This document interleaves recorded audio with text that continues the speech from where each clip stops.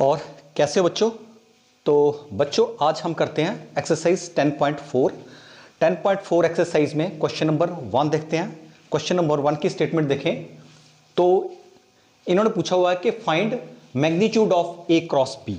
तो अगर आपको ए क्रॉस बी दिया हो और साथ में जैसे मॉडुलर की शेप में साथ में मॉडुलस की शेप दी हुई तो उसका ये मतलब होगा कि हमने इसका मैग्नीट्यूड निकालना है। ठीक है, मैग्नीट्यूड निकालने के लिए हमें पहले इसका क्रॉस प्रोडक्ट निकालना पड़ेगा, उसके बाद हम उसका मैग्नीट्यूड निकालेंगे।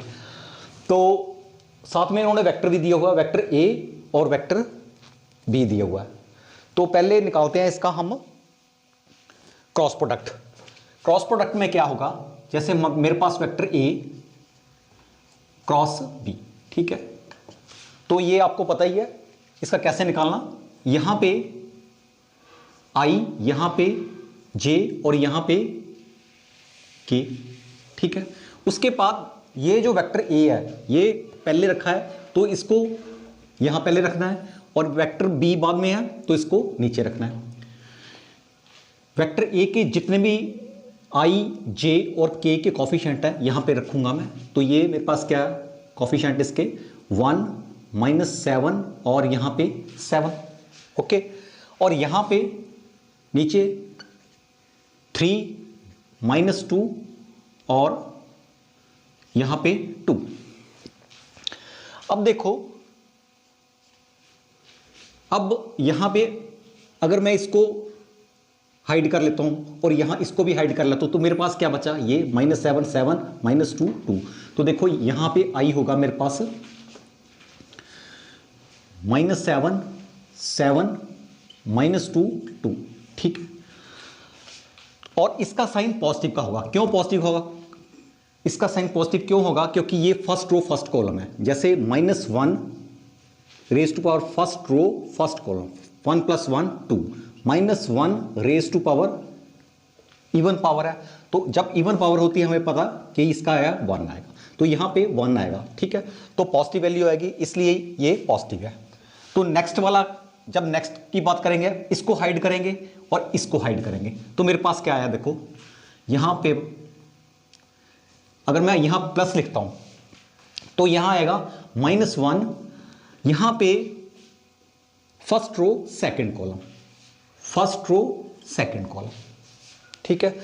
तो इसको हाइड करना तो मेरे पास क्या आया यहां पे मेरे पास आया 1 3 7 2, ओके। तो अब देखो -1 रेज टू पावर 3, तो ये ऑड पावर है, ऑड पावर का यहां आएगा नेगेटिव -1। तो इसलिए ये पूरे का पूरा इसको मैं पूरे के पूरे को मैं माइनस लिख रहा हूं, ठीक है, ओके। यहां पे जे लिख देना आपने, ठीक है। प्लस यहां पे अगर मैं -1 रेज टू पावर, यहां पे first row third column, first row third column, तो -1 की पावर कितनी आई 4, इवन नंबर है तो ये पॉजिटिव आएगा, ठीक है। तो इसको हमने पॉजिटिव कर देना, ठीक।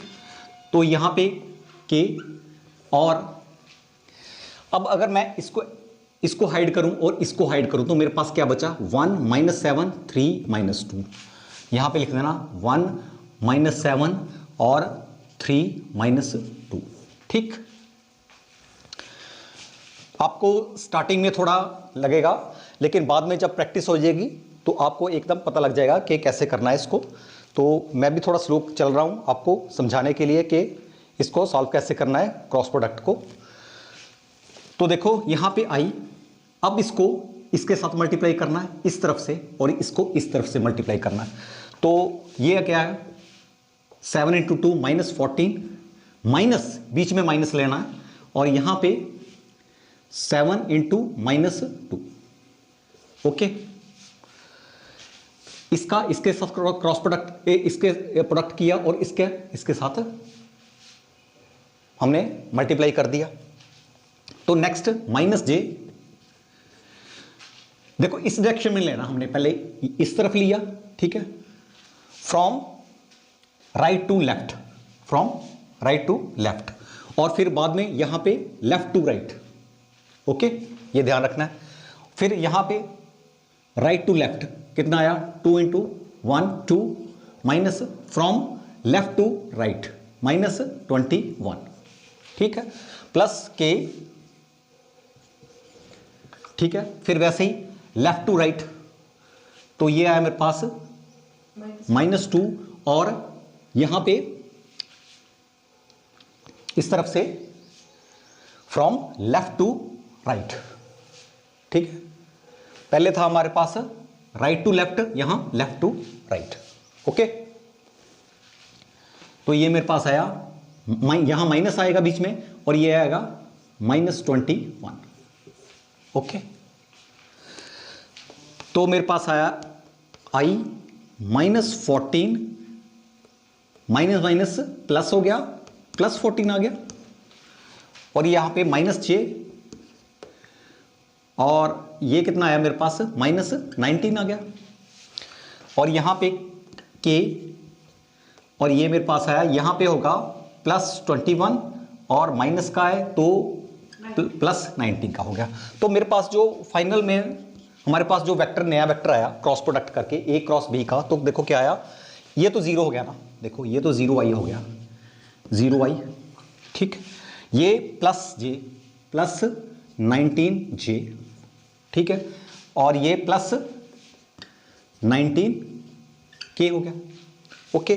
तो A क्रॉस B मेरे पास आया 0i +19j +19k, ठीक। अब हमें पता कि हमने किसी वेक्टर का मैग्नीट्यूड निकालना है, हम ऑलरेडी कर चुके हैं। तो मैग्नीट्यूड कैसे निकालते हैं, इसका कोफिशिएंट का स्क्वायर, इसका स्क्वायर, इसका स्क्वायर करेंगे, ठीक है, और अंडर रूट में उसको कर देंगे। तो देखो मैग्नीट्यूड ऑफ A क्रॉस B, ठीक है, जैसे मॉडुलस की लाइन डालते हैं वैसे साइड में डाल देनी है, उसका मतलब होता है कि इसका मैग्नीट्यूड।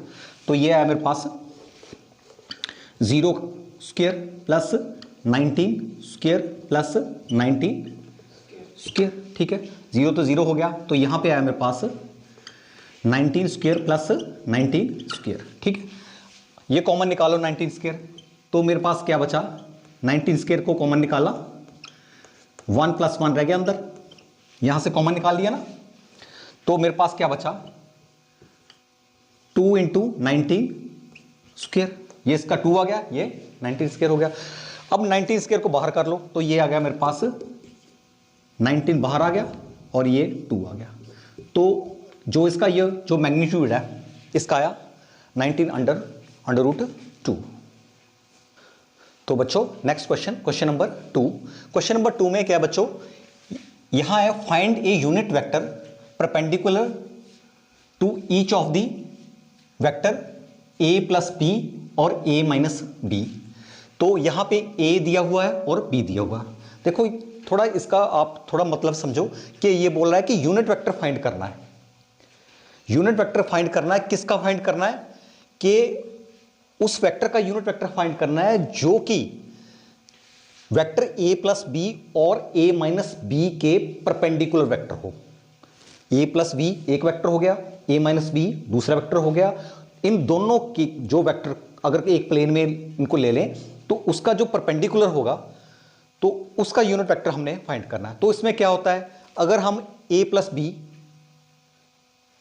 फाइंड कर लें और a - b फाइंड कर लें, उसका हम अगर क्रॉस प्रोडक्ट करें तो जब हम क्रॉस प्रोडक्ट करेंगे तो जो हमें वो वेक्टर मिलेगा ना, ठीक है, वो परपेंडिकुलर होगा इन दोनों वेक्टर के, ठीक है, और उस वेक्टर का हमने यूनिट वेक्टर निकालना है।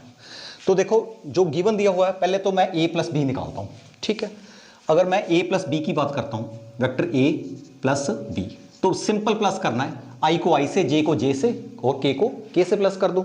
तो जब मैंने इसको किया तो ये आया मेरे पास 4i, 3 + 1 4i, 2 + 2 4j, और ये तो 0 हो गया ना, ये पॉजिटिव है ये नेगेटिव है, a + b की वैल्यू आ गई। अच्छा a + b को अगर आप रखना चाहते हो, इसको मैंने मान लो मैंने इसको रख दिया c, इसको वेक्टर मान लिया c, c = a + b, इसको कोई नाम दे दिया। अब बात करते हैं a - b वेक्टर की। जब a माइनस बी की वेक्टर की बात कर तो माइनस करना है इसमें से 3 माइनस 1, तो ये आएगा 2i, और यहां पे 2 माइनस 2, ये तो 0 हो गया, और ये 2 माइनस माइनस आ गया तो ये यहां हो जाएगा 4k। ठीक है, j 0 हो जाएगा 4k। अब a माइनस बी को एक और नाम दे दो, इसको नाम दे दिया वेक्टर d। तो मेरे पास वेक्टर c आया 4i प्लस 4j और वेक्टर d आया 2i प्लस 4k। अब इसकी जब क्रॉस प्रोडक्ट करेंगे तो हमें वो वेक्टर मिलेगा जो कि c और d के परपेंडिकुलर है। ठीक है ना, वो वेक्टर मिलेगा जो c और d के परपेंडिकुलर है। तो क्रॉस प्रोडक्ट अगर c क्रॉस d करेंगे, ठीक है, तो ये वेक्टर मान लो हमारे पास e है, जो ये e वेक्टर होगा ना, e ऐसा वेक्टर होगा जो कि c और d के परपेंडिकुलर होगा, और इस e वेक्टर का हमने यूनिट वेक्टर निकालना है। अंडरस्टैंड करके? ठीक है, तो क्रॉस प्रोडक्ट निकालना है सिंपल, जैसे क्रॉस प्रोडक्ट करते हैं तो इसका क्या आएगा i j और यहां पे कर दो k, और c के कॉफिशिएंट यहां पे है 4, यहां पे 4, यहां पे 0, और यहां पे d के कॉफिशिएंट क्या आएंगे 2, यहां पे 0 आएगा और यहां पे 4 आएगा। तो इसका जैसे मैंने प्रीवियस क्वेश्चन में बताया था वैसे ही करना है। इसका i, इसका देखो, इसको हाइड कर लेंगे तो कितना आएगा 16 माइनस 0 माइनस, इसको हाइड कर लेंगे तो इसका कितना आएगा 16 माइनस, ये आया j 16 माइनस 0, ये भी 16 माइनस 0 आया, इसको हाइड कर लिया तो 16 माइनस 0। अब प्लस के, इसमें नेगेटिव आएगा, यहां पॉजिटिव यहां भी पॉजिटिव, तो इसको हाइड किया तो ये क्या आया 0 माइनस 8, 0 माइनस 8। ओके, अब देखो ये आया 16i minus 16j minus 8k। तो ये जो वेक्टर e है मेरे पास आया 16i plus 16j minus 16j sorry, और माइनस 8k। ठीक है, अब जो ये वेक्टर आया, ये जो वेक्टर है ये परपेंडिकुलर है, किसके परपेंडिकुलर है c और d के। c और d क्या है, यही है a प्लस बी और a माइनस बी, इसके परपेंडिकुलर है, और परपेंडिकुलर आ गया। अब इसका हमने यूनिट वेक्टर निकालना है। आपको पता है कि पिछले क्वेश्चन में मैंने आपको बताया था, पिछले क्वेश्चनों में, कि जब हमने किसी वेक्टर का यूनिट वेक्टर निकालना होता है तो क्या करते हैं हम कि उसको इस ऐसे लिखते हैं, इस कैप लगा दी, और जो भी वेक्टर होता है उसके मैग्नीट्यूड से इसको डिवाइड कर देते हैं। Unit vector of E is equal to this. ठीक है, अब क्या है इसका मैग्नीट्यूड, पहले इसका मैग्नीट्यूड निकाल लेते हैं। तो इसका मैग्नीट्यूड क्या होगा, कैसे निकालते हैं, √16 square plus minus 16 square plus minus 8 square. ठीक है, तो इसका मैग्नीट्यूड क्या आया, देखो मैग्नीट्यूड ऑफ वेक्टर ई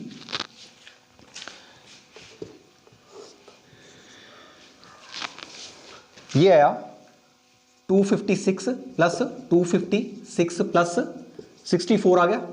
ठीक है, और इसको अगर इसको प्लस कर दें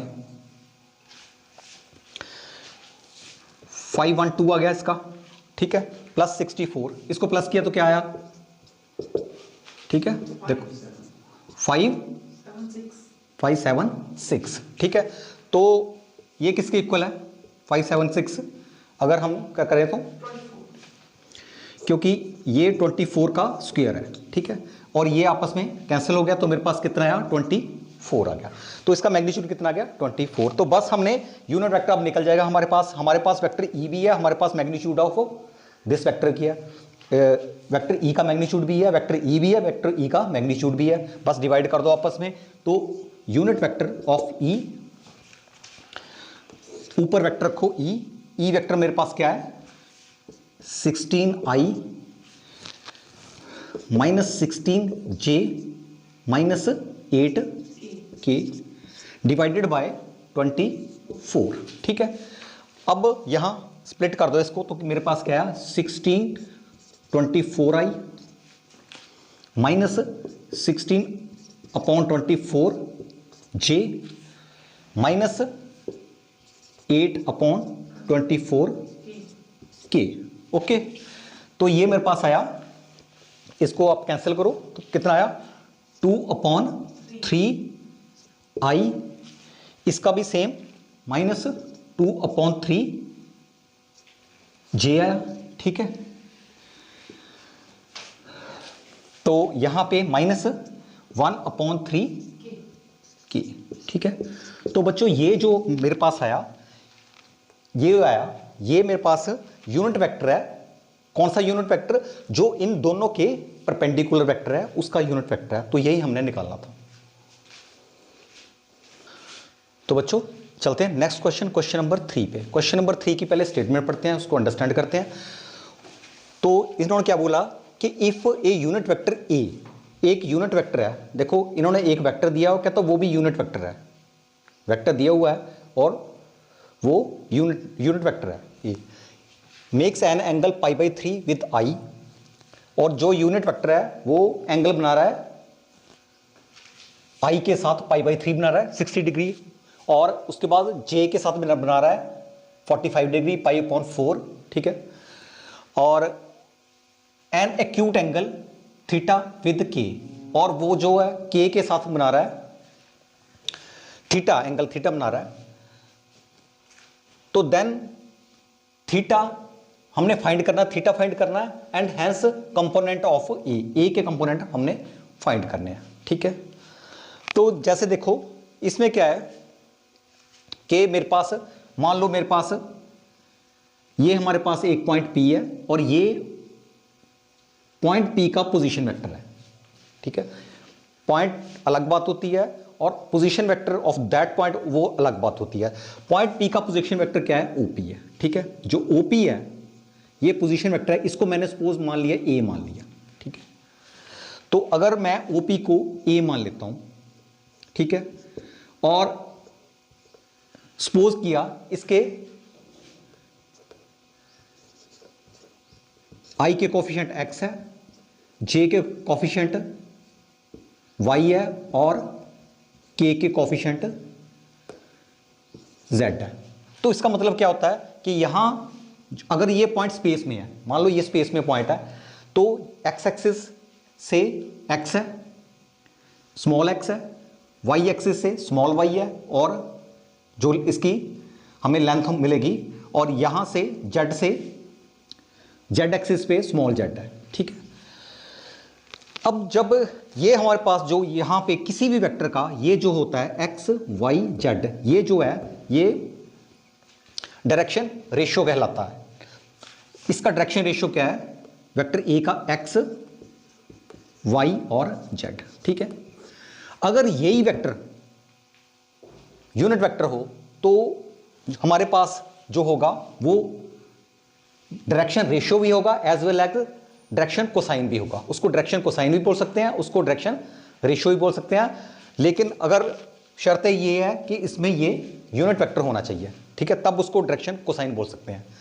तो मान लो अगर मैं ये इसका यूनिट वेक्टर ए है, ए वेक्टर का यूनिट वेक्टर ए ले लिया मैंने, तो इसके प्लेस पे अब मैं एक्स के प्लेस पे लिखूंगा LI प्लस MJ और प्लस NK।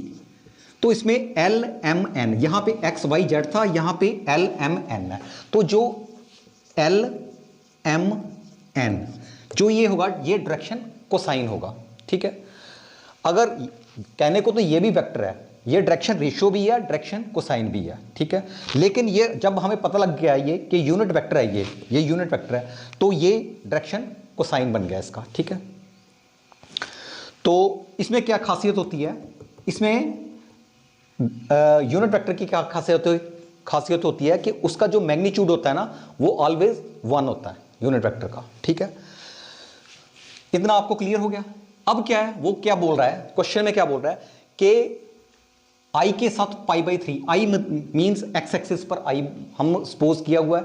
ठीक है, और y एक्सिस पर J सपोज किया हुआ है, और जेड एक्सिस पर के सपोज किया, तो कहता है कि आई के साथ π/3 एंगल बना रही है। तो आई मीन्स अगर वो आई बोल रहा है तो एक्स एक्सिस के साथ जो एंगल बना रहा है, यूनिट वेक्टर जो बना रहा है, ठीक है।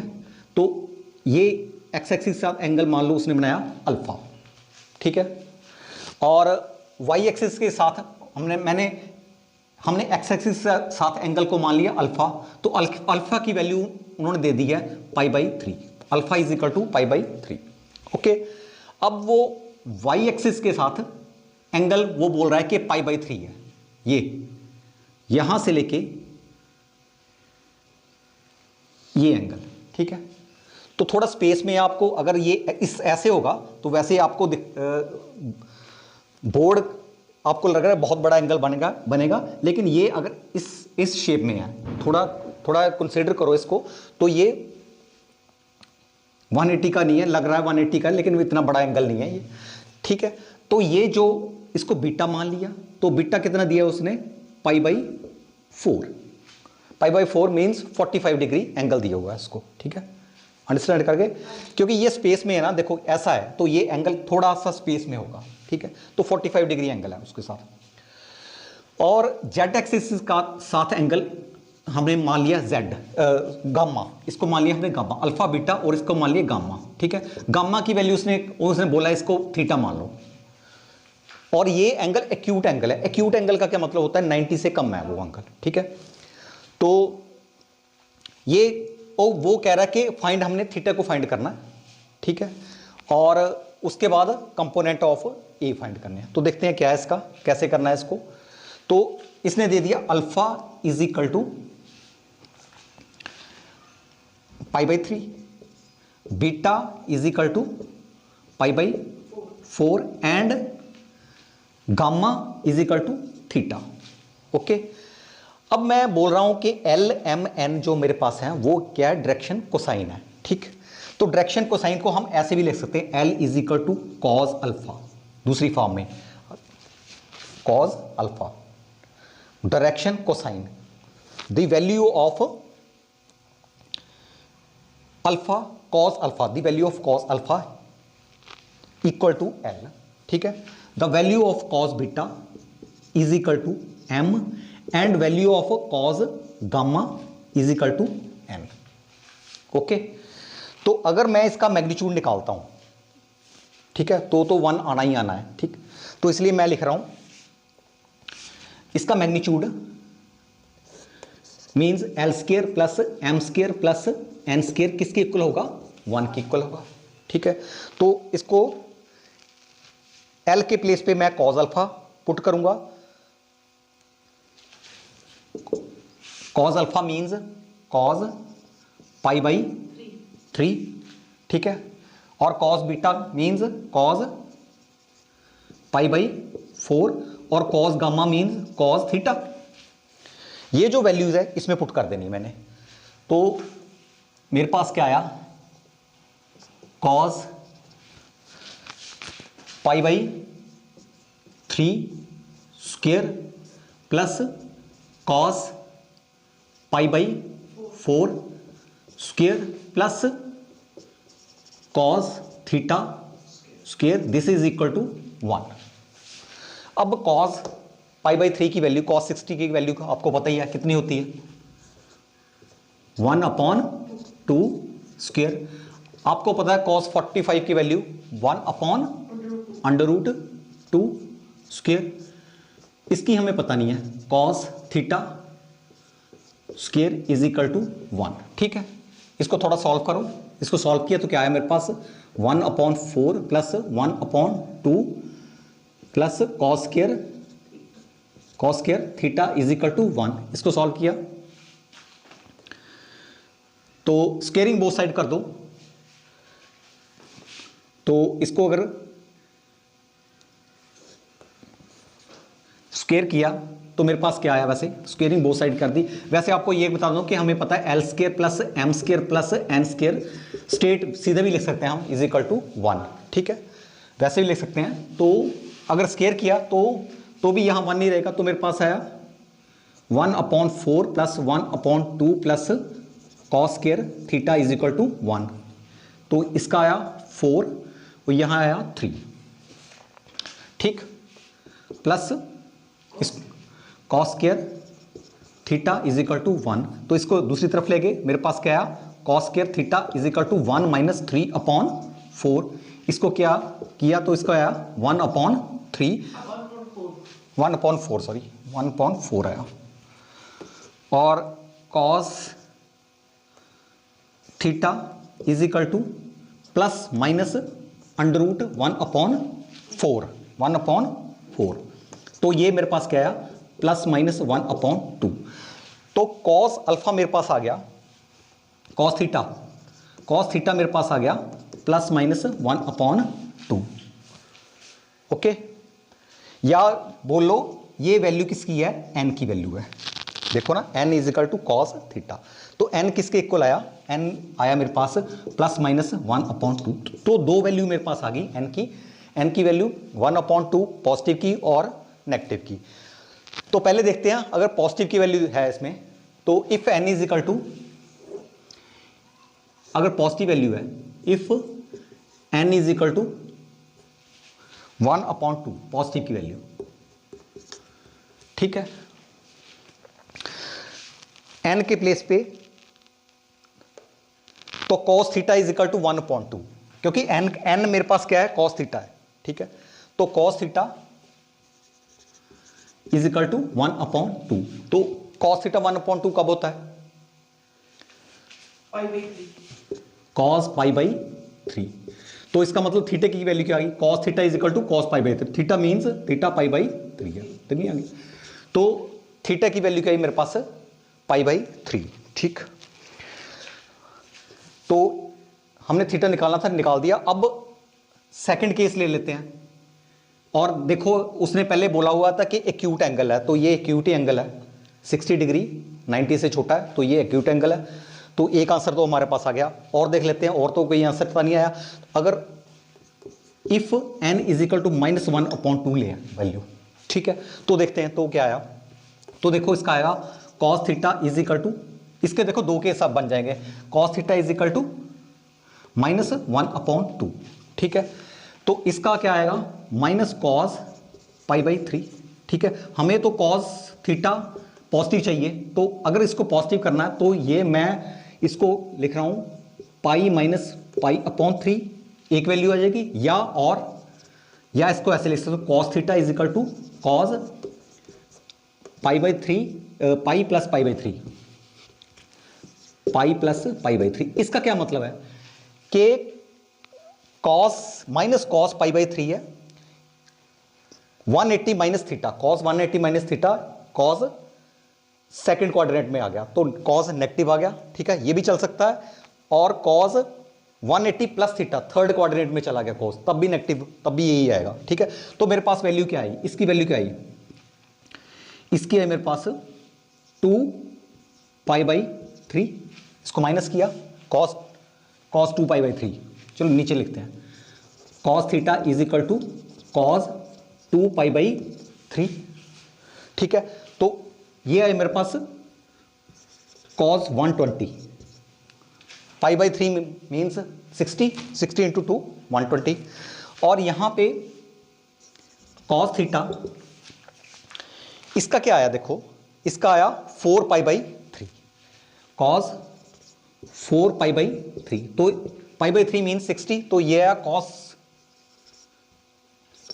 240, तो ये जो दो वैल्यू आई cos 120 cos 240, तो ये एक्यूट में तो एक्यूट एंगल में तो है ही नहीं है, क्योंकि उसने कहा कि एक्यूट एंगल है, ठीक है, तो ये दोनों वैल्यू रिजेक्ट हो जाएंगी, ठीक है, तो हमारा जो आंसर आया, हमारा आंसर यही आया, थीटा इज इक्वल टू π/3, ठीक है, तो इसकी जो वैल्यू थी ये हमारे पास हमने वैल्यू निकाल दी, थीटा इज इक्वल टू π/3।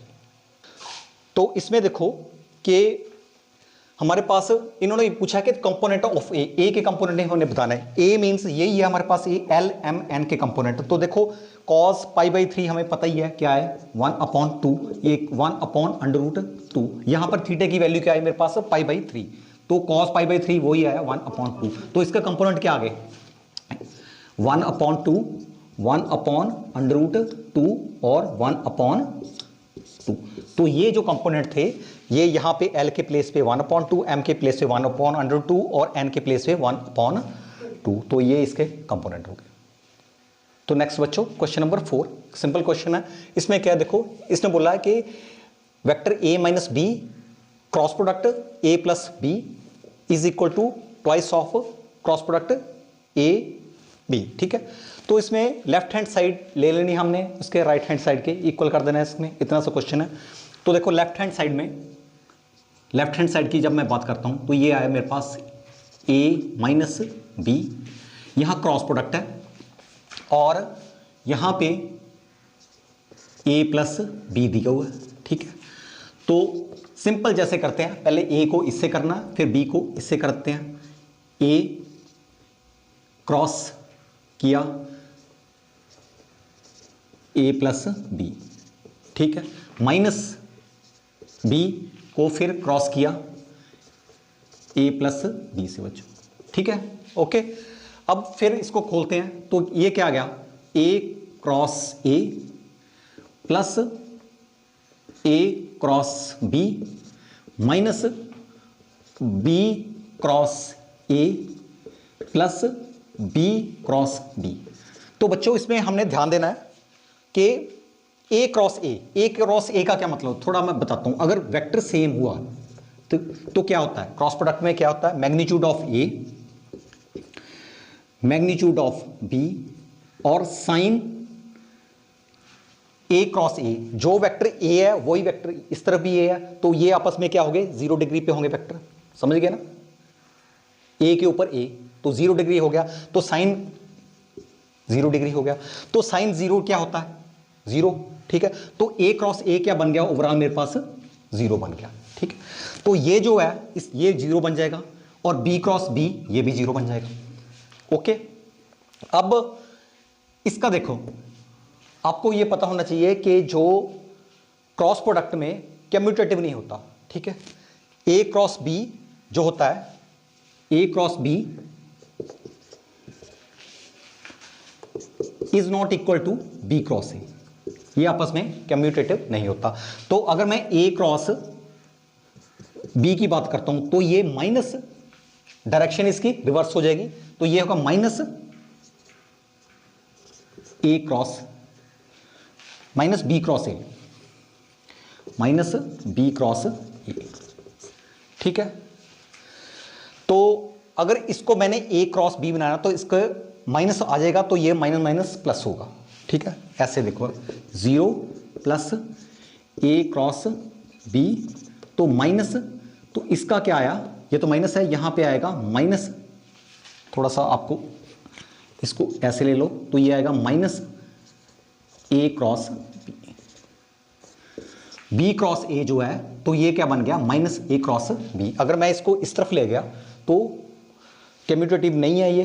ठीक है, तो ये माइनस होगा, तो यहां पे इस तरफ तो 0 ही है, तो माइनस माइनस क्या हो गया, प्लस हो गया। तो मेरे पास आया a क्रॉस b प्लस a क्रॉस b।